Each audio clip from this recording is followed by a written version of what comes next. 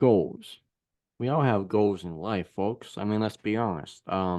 We start the year off with New Year's resolutions or the New Year's goals. Goals are very important in our lives, and actually, they kind of keep. You might say they might even keep order in our lives. You strive for a goal, and when you accomplish it, you feel like you just reached the top of a mountain. And depending on what that goal is, maybe you have. Um, but again, I mean, goals are very impactful thing in our lives and they kind of motivate us. And now I'm not speaking for you because that's your own personal experience. Again, maybe that's saving for retirement. Maybe that's going across the country on a road trip with your family on a summer vacation. Wherever your goal is always great to have them in place, even when you're writing a book. And that's kind of what we'll be talking about today is what were the goals of 52 Masses as a book. And we have had on the author before. We actually talked about the book just on the road trip behind it in episode 116, 52 Masses in America. And we might have briefly kind of explained the goals, but we didn't go down into the deep side of them like we are going to today. So again, the book is called 52 Masses, and today's topic is just the goals of the 52 Masses. What were the goals of the book? So we'll have on the author here shortly. Again, if you think someone else would like the show or like the episode, please share it with them. Like it, comment, write us a review. It helps us a lot to really grow the audience and help more people come familiar with our content. And, one more person who hears this episode is one more person away from, getting this book and maybe having a very, new awe in what they are reading. So again, like, subscribe, share the show, email us for Catholic speaker and show topic requests at catholictt@gmail.com. Again, it's Catholic with two T's at gmail.com, the official email of Catholic Tea with Talk podcast. And again, reach out to me for sponsorship or advertisement as well. All right, so a little bit about the author before we bring him on. Daniel Markham is a lifelong practicing Catholic who worships at Nativity of Our Savior Parish in Indiana, Portage, Indiana, that is. He has also been writing professionally for almost 30 years, so he's way more ahead of in the English category than I am. Which is which is a really good thing. We need our writers out there in the world, especially honest writers. And so when conditions uh close when conditions of COVID-19, he attends 50 Sunday Mass in all 50 states, and that's kind of before that's where he got the idea of the book, like we mentioned previously in the past episode. And so yeah, I'm very excited to have him back on the show and talk about the goals of again, it's called 52 Masses in America, authored by Daniel Malcolm, and let's bring on the author right now, Daniel Malcolm. So Daniel, again, thank you for your time today and just your persistence of coming on the show, and again, talking about your great book, 52 Masses in America. Well, thank you, Bill. I appreciate it. Yeah, I enjoyed our conversation last time. I was delighted when you invited me back and talk a little bit more about my experiences. Right, You know, anybody who knows me knows I love to talk about it. So there's no shortage of things that I can share. right. Well, it's a good thing to talk about. Yeah, It's one of those things. I mean, like I'm passionate about the podcast, and you're passionate about the book, and you're passionate. I mean, we all have our stuff, so that's great. yep. Um, so like I said in my intro, I said a little bit, Daniel, is I think we might just briefly glaze over the surface of the goals last episode, but we didn't go dive deep into them. So I Yeah. mean, and you brought up the topic when I asked you to come back on. You said, "How about let's talk about the goals?" So really, just when you thought about starting your road trip across America, and you were doing that, and you were making up these goals, what were the goals of this book, 52 Masses? So I think I had four main ones, three Okay. with the book itself, and then a fourth one. So I think the first thing I wanted to do is I just wanted to tell a story about who we were, who we are as a Catholic people. That in this country, the vibrancy, the importance, the relevance that still exists within our church, both when we sit down to mass and then when we bring Christ's word to the world around us.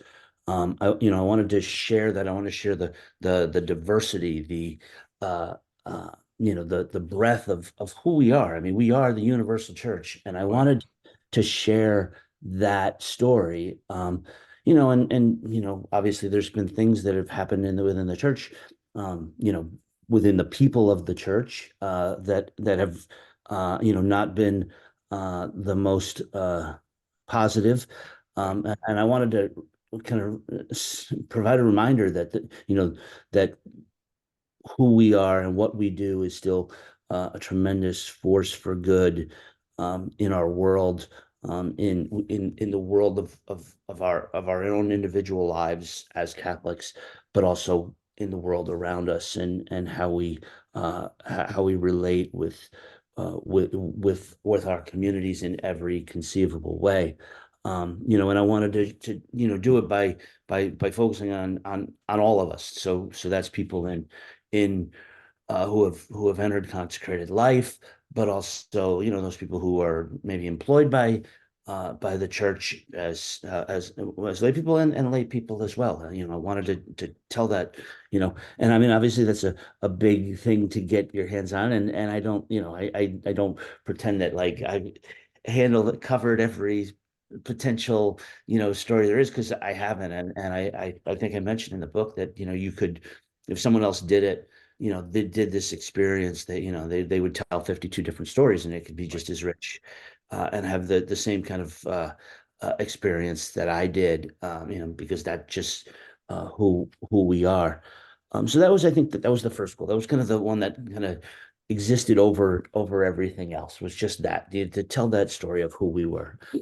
But I also hope that um, it might serve as inspiration. So maybe someone who is not, um, who has fallen away from the faith, or maybe someone who has not yet been introduced to the faith, could somehow read, the book or one of the stories and be inspired and see maybe in this a particular story themselves, and how Sure. they could then, you know, um, you know, uh, uh, reintroduced or introduced Right. to the faith, and then discover as part of it, all of the richness that comes with it. So that was kind of the secondary one. I think the third one was was similar, but it would be involve those people who are already strong in their faiths, who have already committed their lives, to our faith, to Christ, but perhaps um, could see in one of these stories a way to further serve in some capacity, and perhaps or say, like, one of the stories that I wrote was in St. Michael, Minnesota, Hmm. um, and they have a really strong uh, y- um, um, religious ed program for young people. They stay engaged. They've detached um, confirmation from an age specific period, and so they allow the students to discern when they're ready for confirmation. And they've just done a number of different things that have really resulted in this vibrant, excited group of young people, who are serious about the faith. And I know that other parishes around the country struggle with that very issue, with, how do we keep our students past confirmation? How do we keep them engaged?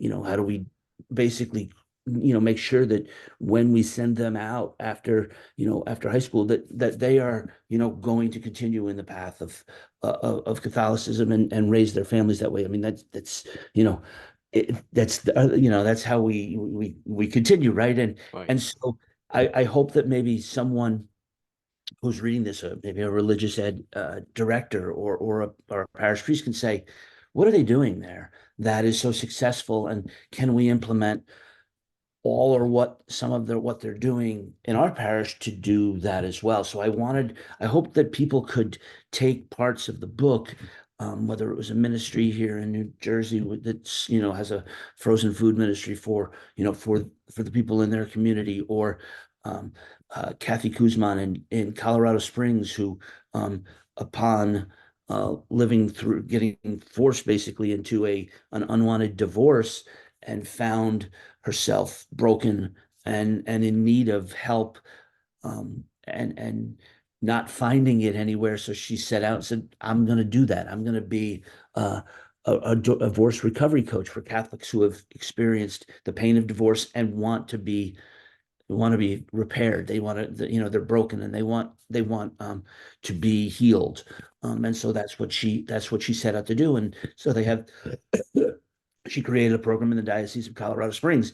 And that's the kind of thing that I think, if we can look around our diocese and say, are we doing that for our, those people that have, who have faced the pain of divorce, or are we kind of just, ooh, uh, you know, are they forgotten about? So I hoped that maybe that people could see that, and I like to, kind of joke that, use it a little bit as a cookbook, that you could pick something from here and there, and you could apply it to your parish, or your diocese, or just your own life, your own personal, your own personal relationship with Christ and the church. So that was those. I think those are the three main ones that I wanted to accomplish with the book itself. But I Okay. think there was a fourth Yeah. goal that I had that wasn't really related to the book, but was related to me. And that was that I hoped that when I was done, that my own um, faith would grow, that my own relationship with Christ would grow, that I would return home a better Catholic, which would mean that I was a better husband, which would mean I was a better father, a better employee, a better friend, a better everything, right? I mean, that just, it inherently follows. Um, and I wanted, and I think this was, I felt like I could tell other people's stories when I was doing this. I've been doing that my whole life. Um, but I wasn't sure how well I would be able to tell the story of my own spiritual growth and the effect that it had on me, because I'd never really done anything like that before. Sure. Um, so that was the kind of the challenge within the book, was to convey how this had changed me. But I wanted, first of all, it had, I wanted it to change me. And um, I, obviously I don't know how well I reached any of them. Right. The only thing I can, and obviously the question of whether I'm um, a better person is really one that only my wife, my kids, and others can answer. Sure. What I can say is um, the experience of going and worshiping, of being so focused on, when I walked in to mass, I'm so focused on the mass itself, on on on all of the process, all of the parts of the mass, the liturgy, the gospel readings, the homily, the everything that, um because I was so totally focused on that when I went. um it had a profound effect on me, um, and just how I feel, Sure. um, and the overriding sense that I've had since then, um, and I continue to have it. It hasn't dissipated, because it's been 2 years since I've been on the road. Was one of peace, that I um, I didn't. I was much slower to anger. Sure. I was much more, just kind of accepting of the flaws in others. I was much more open to accepting the flaws within myself, and how, um, you know how that those are things that I needed to address. Uh, and I just, um, I think what I discovered is, I was driving hundreds of miles, in a day, because I was, trying to do it as uh, efficiently and as Right. inexpensively as possible. So I was driving great distances, and yet I was never really I didn't get tired or hungry in the process because I was just so at peace, and I like think that the Eucharist was really sustaining me. That that the promise of it or the reception of it just really allowed me um, to to drive however wherever I was going. Um, at total peace. I would reflect on where I'd been. I'd pray the rosary. I would just, I was just happy, Right. content. And I mean, by no means am I, oh, I'm perfect now, right? Obviously Right. not. But I just, I think that at least internally, um, that that goal of getting closer to Christ and and closer um and improving my faith, and strengthening my faith. Those things have materialized. I've met that goal has been met. Awesome. Yeah. And like you said, I think they're all great goals. And like you said, it's only you can see it in yourself to a degree, but it's really what your wife and your kids think and what others think. And I mean, I have the same thing, like you said, with English things or this and that thing. It's like, yeah, I can see that, and just personally, you know when you go to mass more and you're thinking about mass, like you were just saying, and just like one step after another, just driving great distances to them, you are kind of focused more on receiving and really, I guess imitating that awe, I guess you could say, in the Eucharist. And I mean, going back to the first couple too here, Daniel, is I mean they really intertwine a lot with people what they've been doing in the Catholic Church, clergy, um, and that kind of allows to, like you said, the second point that people, reach people who are leaving the faith because of that, or just leaving the faith. And I talked to one person the other day, and they're like, yeah, leaving the faith because of Pope Francis. He's not that great. I'm like, well, I mean, it's like you can't leave the faith on one particular thing. Yeah. Yeah. So I think those are great points, and also to the point about Saint Michael, Minnesota, being from Minnesota, driven in Saint Michael Placio times. Uh, they have a great church, and yeah, they seem to have, or I guess I never really know how deep, like you said, how good the program is there, but I mean, it's a great town, great church, and highly recommend anyone who wants to go there because it's a beautiful church. And like you said, you kind of get reading the book, you get it's like a cooking book. You get PC, you get PC, you kind of apply it to your life, and which is great. I mean, everyone's Yeah. different, so I think Yeah. that's a great way of putting it because Yeah. so yeah. Um, and again, I think those are four great goals to have and very four achievable goals. And it sounds like you, at least what I've gotten back from the feedback is, sounds like maybe you achieve most or all of them, maybe. So, Yeah, I don't, I can't really say for sure, like, right. if, on for how it affect others. I mean, the Yep. people that have read it, they seem to be, they seem to be, uh, have had the response that I was hoping for. But whether, that results in action, that's outside of my ability to understand. But I think that for the most part, I was able to tell the story that I set out to do. And I think that, that was, uh, you know, I think that I had help, uh, along the way for sure, in terms of both, the the how the trip developed and who I got to encounter, those meetings that, kind of, divine providence was with me to, pointing me in the right direction to, Sure. to tell certain people's stories that were important to, for me to tell. So I think for the most part, there probably, I mean, I'm sure there were a couple of things oh, I wish I had done that better, or maybe I wish I had, had a better angle on this particular, but I'm human. Yeah, that's everything. But for the most part, I thought that it accomplished, what I had set out to do in terms of telling that broad story of who we are. Yeah, absolutely.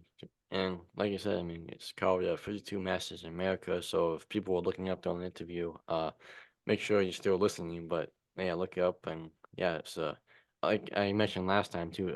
I really like the cover of the book. It's really beautiful, and yeah, so Oh yeah, that was my publisher, came up yeah, with that, really liked it, and we were kicking around some ideas, and you know we had the kind of the okay, stay glad, you're like, well, we wanted something that kind of conveyed that travel, and and then we were thinking, well, there's got to be, so we had the kind of that travel end of it, but we were like, okay, where's the uh the Catholic end, and so he can turn the uh one of the little road lines into a cross, and I yeah, was like, that's so you're heading right toward the cross, as well as this picture of the mountain. So I was like, yeah, that's it. You got there it you right go. there. So that was on my publisher was responsible for that. But when the finished product, I thought was really did a good job of conveying what we were trying to do in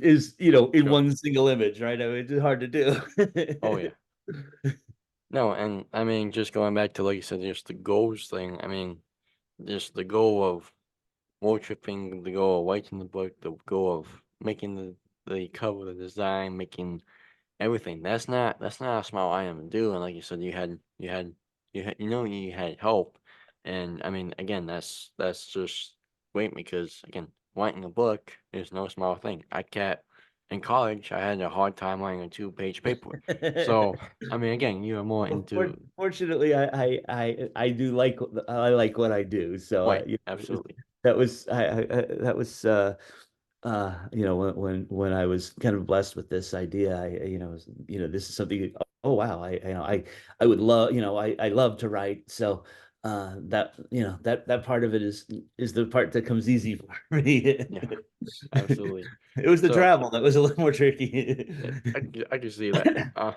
So yeah, I mean, that was kind of answered the next question now. I mean, it sounds like you're pretty happy with the goals that you set out, and you're Yeah, I think like so. Yeah. and like you said, you kind of did things like, oh, I wish I could have done that better. I wish I could have done that better. But again, Yeah. that's everything in life.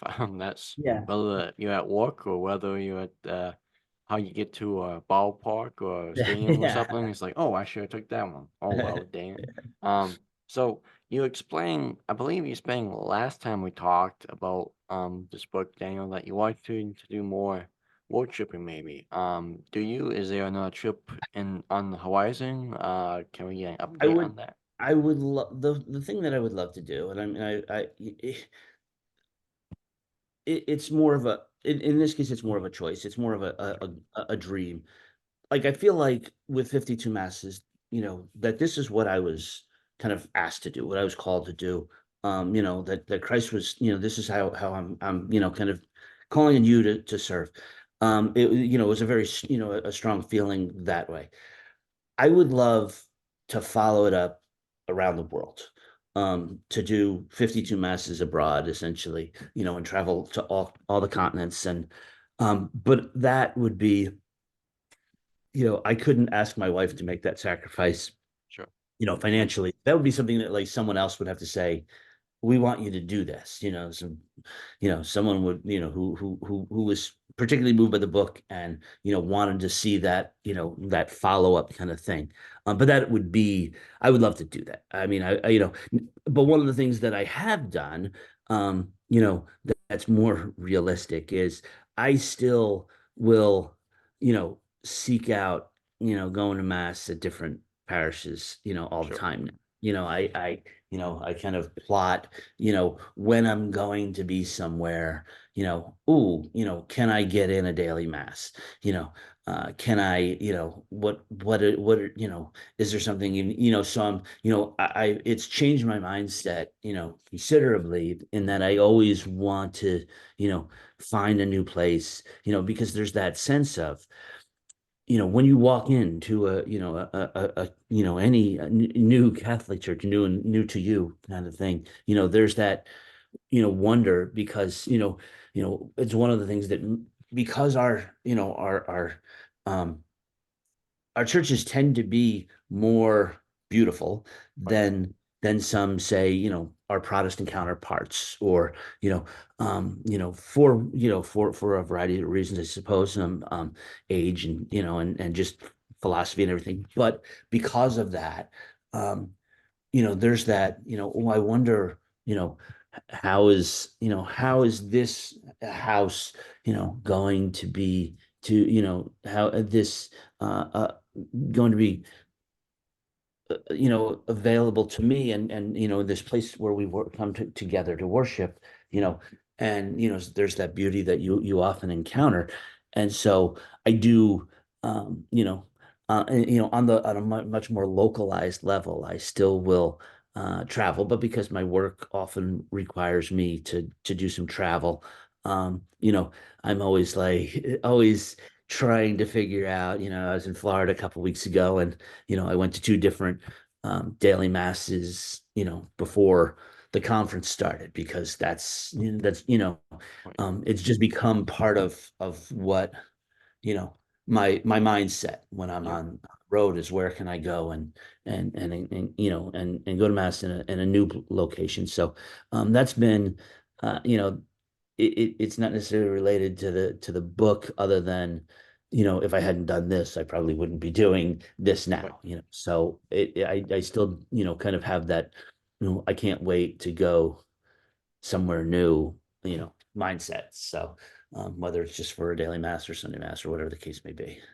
Yeah, and I mean, I think it's kind of like unwrapping a Christmas gift when you walk It very into a new much is. church, because Yeah. you know it's like people are like, "Yep, those people are new.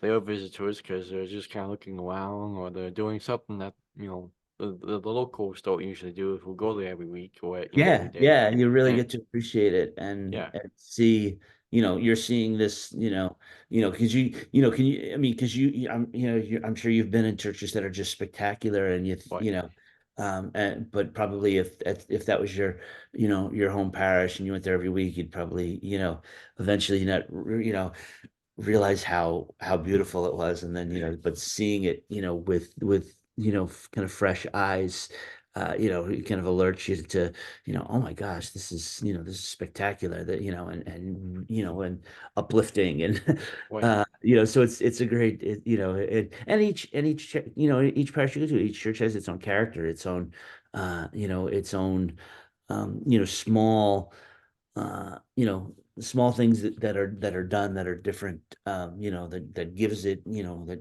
who it is, right, but at the same time, you know that the mass is the mass, and you can go, and it doesn't have to be in our language, it can be, in any, you can go anywhere in the world, and you walk into a Catholic church, and you're going to get the mass, and it's going to be pretty much what you get at home. The language will be different, but the order is the same, and and you can engage in it, regardless of where you are.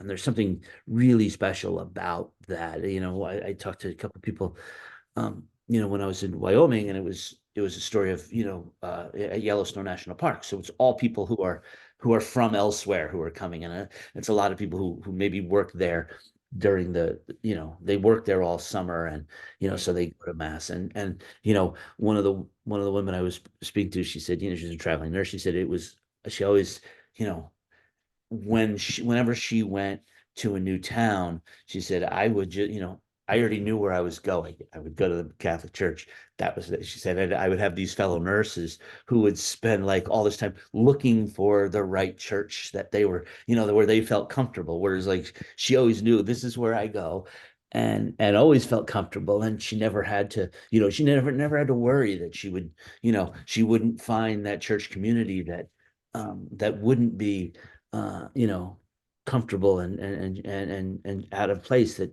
she was always going to find her home in whatever Catholic church she happened to be closest by. So there's something really um, unifying about that.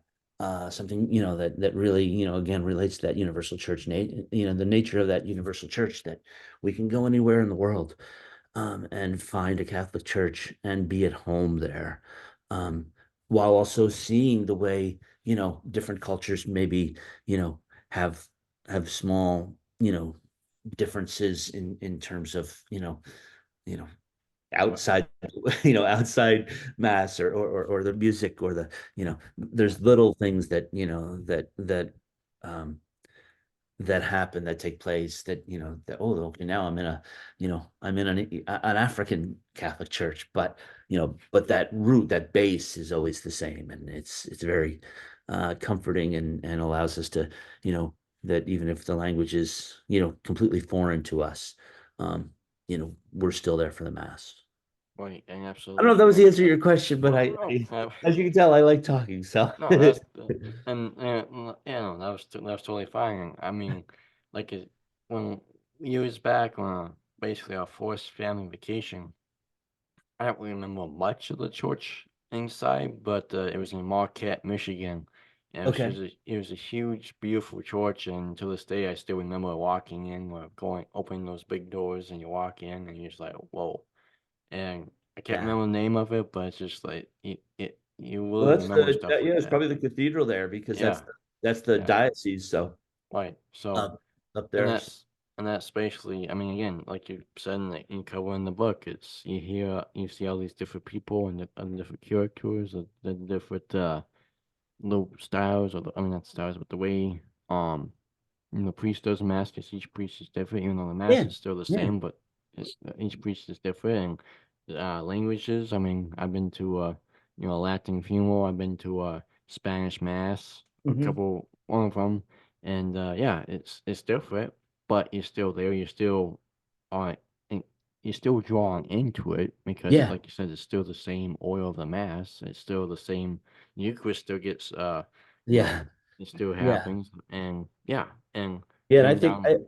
I think other, like, because I've been to a couple of, Protestant, services through the years, and Sure.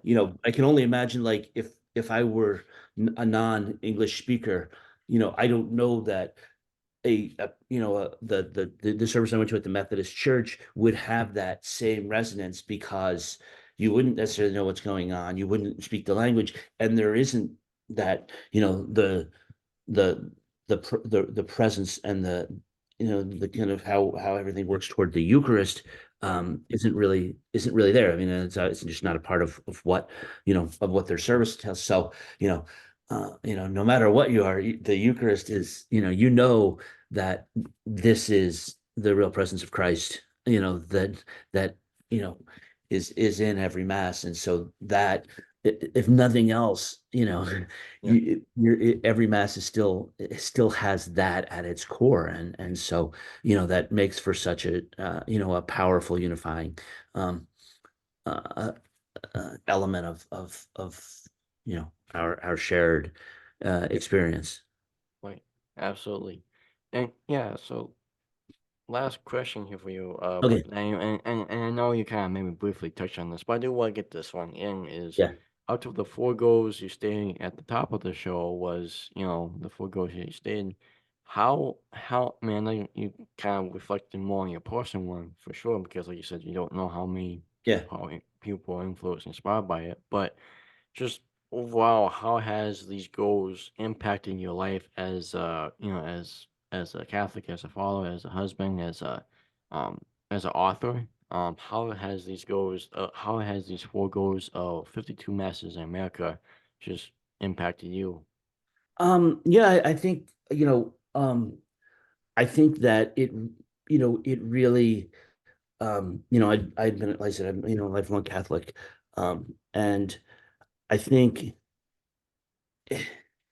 this, this whole endeavor, focused my, um, my thoughts, in the right direction toward, you know, one of the, one of the phrases that are, that I like to, that I think that has come from the experience, and, and by having, these objectives, and then going out on the road, and meeting people, and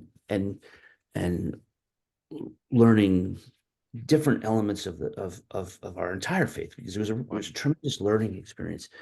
But one of the thing that I think that, if there was one phrase that stuck with me, it came from Oklahoma City, Archdiocese of Oklahoma City, specifically St. John of Nepomuk Church, that I wrote about, their program at creating disciples, and it's very successful at building disciples within their parish.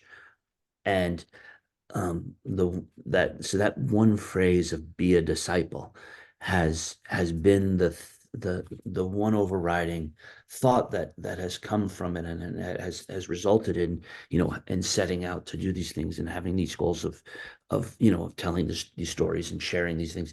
um and that, that's how I want to live my life for the remainder of my days. Is I want to be a disciple in whatever way that manifests. I don't know,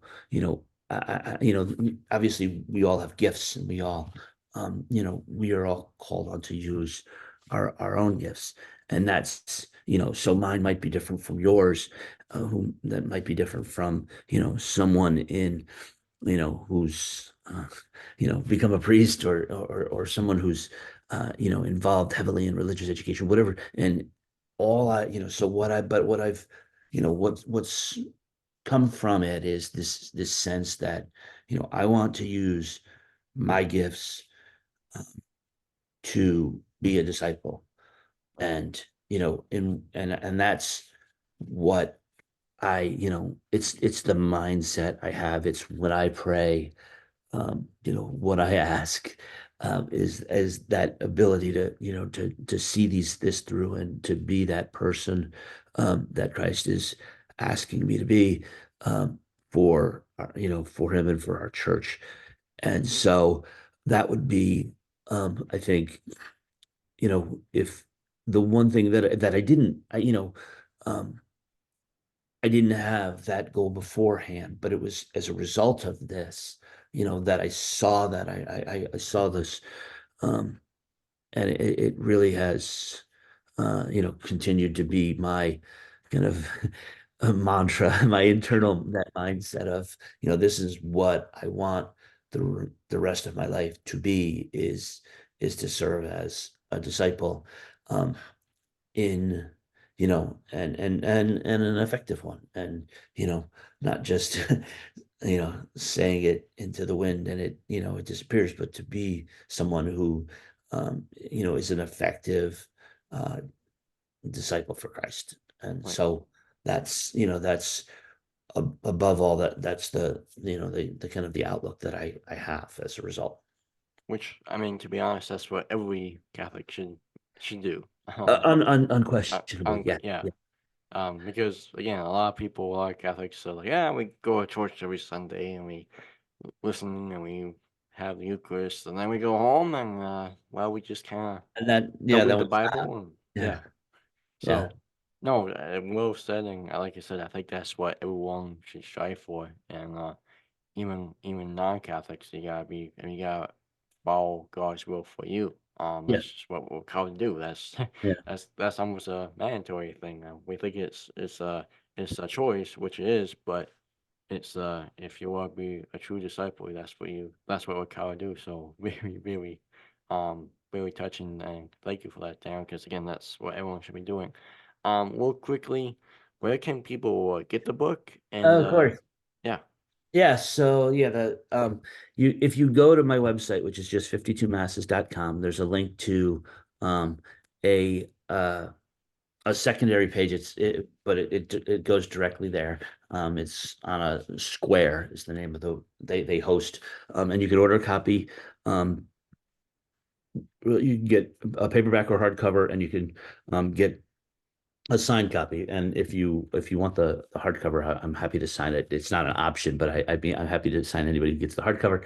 Um, it's also available on Amazon, but you wouldn't be able to get a signed copy if on Amazon. You can only get the signed copy from me. So I obviously point people in that direction. And uh, but it's yeah, if you just yeah, like I say, if you just go to 52masses.com, right on the homepage, there's a couple places that will direct you to where you can order the book. And it usually, if the order comes in, I send it out typically the next day because it's coming right direct. It comes directly to me. So you'll have it within probably within the week. I would think Awesome. if you order it, because I make sure I get them out pretty quickly. And uh it's been, it's nice when I and it's especially, somebody who orders it, and if they want to communicate with me, they can email me, and we can, because I will send them an email that, that the book is being it has gone in the mail. And if they want anything specific, on the signature or anything like that, I'd be happy to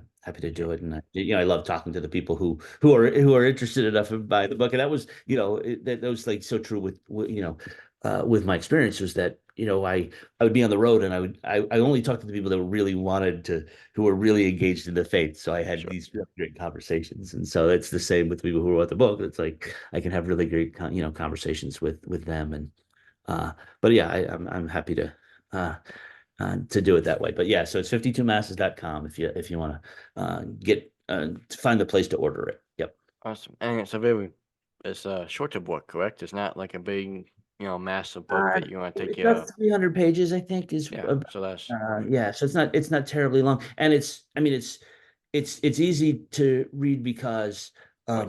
it's 52 separate stories. So each story is 5 or 6 pages long.